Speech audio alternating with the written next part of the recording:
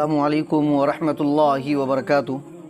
Last video में हमने पढ़ा था कायदा नंबर 16 हुरूफ़ मुक़त्तिआत के बारे में और कायदा नंबर 17 तनवीन दो ज़बर दो ज़ेर दो पेश के बारे में। और आज के इस वीडियो में हम पढ़ेंगे इंशाअल्लाह कायदा नंबर 18 और कायदा नंबर 19।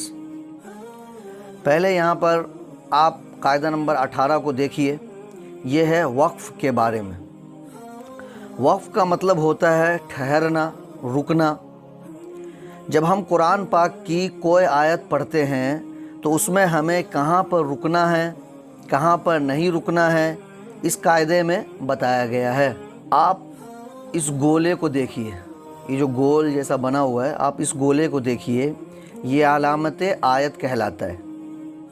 मतलब जहाँ पर भी ये बना हुआ आता है वहाँ पर आपको रुकना रहता है और साथ ही लास्ट का जो हरूफ है उसको साकिन कर देना रहता है।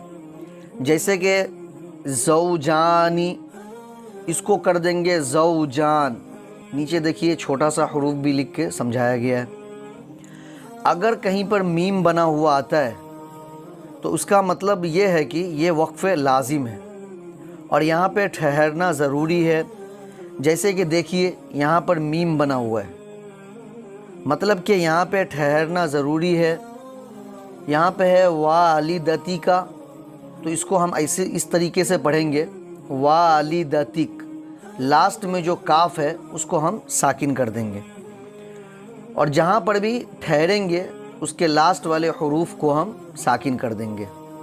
ये तो एक कॉमन रूल है वक्फ़ का कि जिस हरूफ पर भी रुकेंगे या जहाँ पे भी ठहरेंगे तो उसके लास्ट वाले हरूफ को हम साकिन कर देंगे। फिर ये देखिए, ये एक है जीम। अगर कहीं पर जीम आता है तो उसका मतलब वहाँ पे ठहरना जायज़ है। मतलब आप रुक भी सकते हैं और आप नहीं भी रुक सकते हैं। एक होता है तौ, इसको वक्फ़ मुतलक बोलते हैं। मतलब इसका आपको रुकना होता है और जब आप रुक जाते हैं तो लास्ट वाले हरूफ को साकिन करना होता है। उसके साथ ही आप एक चीज़ और समझ लीजिए कि जब कोई आयत आती है ये हमें कहीं पर रुकना होता है, तो अगर लास्ट में ता है तो उस ता को हा में बदल देते हैं। जैसे कि यहाँ पर देखिए, यहाँ पे समानियतुन है, लास्ट में ता है और सामने आयत है। अगर यहाँ पे हम रुकते हैं तो इसको ता को हम हा से बदल देंगे। जैसे इसको हम इस तरीके से पढ़ेंगे समानिया, ता को हम हा से बदल देंगे। ये वक्फ़ का कायदा है। तो इसको हम ऐसे पढ़ेंगे फ़ा ता ज़बर फ़त, ता ज़बर ता, काफ वाव पेश कू, नून ज़ेरनी, सामने आयत फ़त्तकून। ज़ा वाव ज़बर ज़ौ, जीम खड़ा ज़बर जा, नून ज़ेरनी, सामने आयत ज़ौजान। ज़ा ज़बर ज़ा, काफ ज़बर का, रा या ज़ेर री, या अलिफ ज़बर या, सामने आयत ज़करिया। सा ज़बर सा, मीम खड़ा ज़बर मा, नून या ज़ेर नी, ता दो पेश तुन, सामने आयत समानिया। काफ वाव पेश कुव, वाव ज़ेर वी, रा ता ज़बर रत, कुव्विरत। मीम सा ज़बर मस, वाव खड़ा ज़बर वा, सामने आयत मसवा। काफ वाव पेश कुव, वाव ज़बर वा, ता दो ज़बर तन, सामने आयत कुव्वा।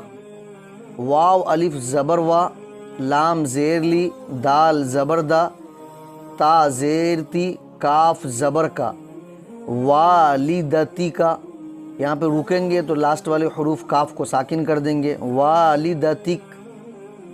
गैन या ज़बर गई, रा ज़ेर री, हा खड़ा ज़ेर ही, गैरी ही। यहाँ पे जब रुक जाएंगे तो इसको इस तरीके से पढ़ेंगे गैरी। हमज़ा पेश उ, लाम लाम पेश लुल, हमज़ा लाम ज़बर अल, बा अलिफ ज़बर बा, बा ज़ेर बी, सामने आयत اولو الالباب. اب اس کو ملا کر کے اس طریقے سے پڑھیں گے. فتقون، زوجان، زکریہ، ثمانیہ، کوّرت، مثوى، قوة، والدتک، غیرہ، اولو الالباب. اب یہاں پر دیکھیے مشق. فی قلوبہم مرض فزادہم اللہ مرضا ولہم عذاب علیم بما كانوا يكذبون. وإذا قيل لهم لا تفسدوا في الأرض قالوا إنما نحن مصلحون ألا إنهم هم المفسدون ولكن لا يشعرون. جیسا کہ میں نے آپ کو پہلے بھی بتایا ہے کہ اگر کسی حروف پر تشدید ہوتی ہے، جس طریقے سے یہاں پہ لام پہ تشدید ہے اور اس سے پہلے والے حروف پر جزم ہوتا ہے، جیسے کہ یہاں پہ نون پہ جزم ہے، تو پہلے والے حروف کو نہیں پڑھا جاتا ہے بلکہ اس سے پہلے والے جو حروف ہے اس کو لام کے ساتھ ملا کر کے پڑھا جاتا ہے اور نون کو نہیں پڑھا جائے گا. جیسے کہ یہاں پہ وَلَٰكِن لَا يَشْعُرُونَ، تو یہاں پہ کاف کو لام کے ساتھ ملا کر کے پڑھا جائے گا، نون کو نہیں پڑھا جائے گا. وَلَٰكِن لَا يَشْعُرُونَ. وَإِذَا قِيلَ لَهُمْ آمِنُوا كَمَا آمَنَ النَّاسُ قالوا أنؤمن كما آمن السفهاء ألا إنهم هم السفهاء ولكن لا يعلمون. ربنا آتنا في الدنيا حسنة وفي الآخرة حسنة وقنا عذاب النار. اب اس کو تھوڑا تھوڑا کر کے پڑھ کے آپ کو بتاتا ہوں. فی قلوبہم مرض فزادہم اللہ مرضا وَلَهُمْ عَذَابٌ أَلِيمٌ بِمَا كَانُوا يَكْذِبُونَ. وَإِذَا قِيلَ لَهُمْ لَا تُفْسِدُوا فِي الْأَرْضِ قَالُوا إِنَّمَا نَحْنُ مُصْلِحُونَ أَلَا إِنَّهُمْ هم المفسدون ولكن لا يشعرون. اگر آپ کو اس میں کوئی حرف ہجے کرنے میں نہیں سمجھ میں آ رہا ہوگا تو آپ اس کو اس طریقے سے ہجے کر سکتے ہیں جیسے کہ میں نے پہلے آپ کو پڑھایا ہے. ہا پیش ہو، میم لام پیش مل، میم فا پیش مف، سین زیر سی، دال واو پیش دو، نون زبرنا، ہم المفسدون، واو زبر وا، لام کھڑا زبر لا، کاف لام زیر کل، لام الف زبر لا، یا شین زبر یش، عین پیش عو، را واو پیش رو، نون زبرنا، ولکن لا یشعرون.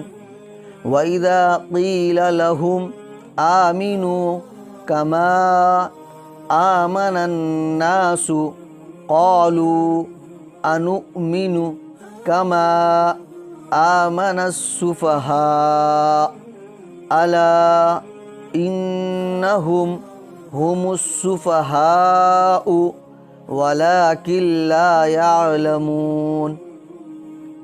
ربنا آتنا في الدنيا حسنة وفي الآخرة حسنة وقنا عذاب النار۔ یہ ہے قاعدہ نمبر 19۔ اس میں آپ کو 2 رول سمجھنی ہے۔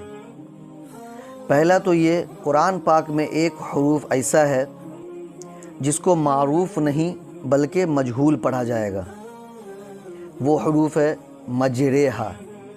باقی اس سے پہلے میں نے آپ کو بتایا تھا کہ قرآن پاک میں جو بھی حروف ہے، زبر زیر پیش والے حروف ہے، اس کو معروف پڑھا جائے گا، مجہول نہیں پڑھا جائے گا۔ لیکن یہ جو حروف ہے اس کو معروف نہیں پڑھا جائے گا بلکہ اس کو مجہول پڑھا جائے گا۔ اگر ہم اس کو پڑھتے ہیں مجریہا معروف تو یہ غلط ہے، اور اگر اس کو ہم پڑھتے ہیں مجریہا تو یہ صحیح ہے۔